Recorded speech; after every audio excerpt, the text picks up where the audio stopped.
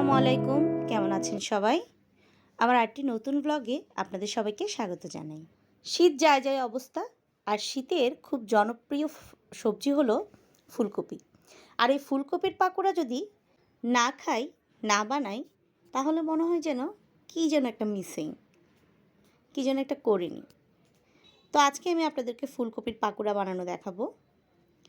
ফুলকপির পাকোড়া বানাতে আমি ফুলকপিটা প্রথমে 20% সিদ্ধ করে নিয়েছিলাম। আর তারপর আরেকটি বাটিতে কিছু ধনিয়া পাতা, অনেকগুলো কাঁচামরিচ, লাল মরিচের গুঁড়ো, জিরা গুঁড়ো, ধনিয়া গুঁড়ো, সামান্য লবণ আর একটা ডিম রেখে দিলাম।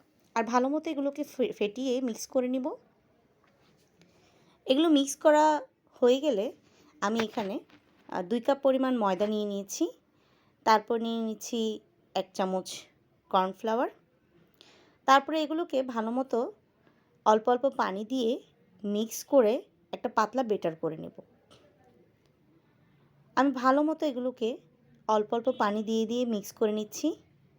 আর বেটারের কনসিস্টেন্সিটা ঠিক এরকম হবে। তারপরে আমি এখানে ফুলকপিগুলো দিয়ে দিলাম। আর ফুলকপিগুলো দেওয়ার পরে এগুলো বেটারের সাথে ভালো করে মিক্স করে নেব।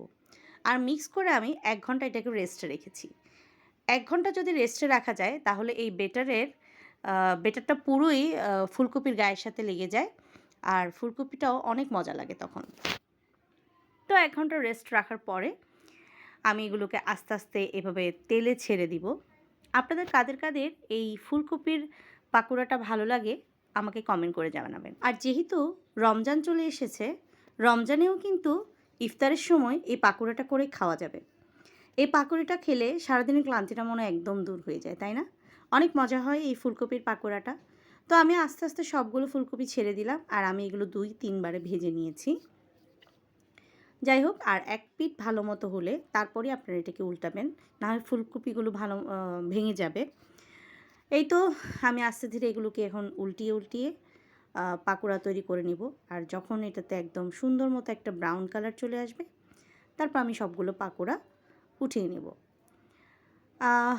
এই তো এবার আমি সবগুলো পাকোড়া তুলে নিচ্ছি। দেখেন কালারটা কত সুন্দর এসেছে, খেতেও কিন্তু খুব দারুণ হয়েছে আর একদম মচমচে ছিল। এবার আমি সবগুলো পাকোড়া উঠিয়ে নিচ্ছি। এই পাকোড়াটা কিন্তু খেতে দারুণ লাগে, তাই না? যাই হোক, আমার ভিডিওটি আজকে আমি এখানেই শেষ করছি। তো সবাই ভালো থাকবেন, সুস্থ থাকবেন। আর আমার ভিডিওটা যদি ভালো লেগে থাকে তাহলে লাইক, কমেন্ট আর শেয়ার দিয়ে আমার পাশে থাকবেন। আসসালামু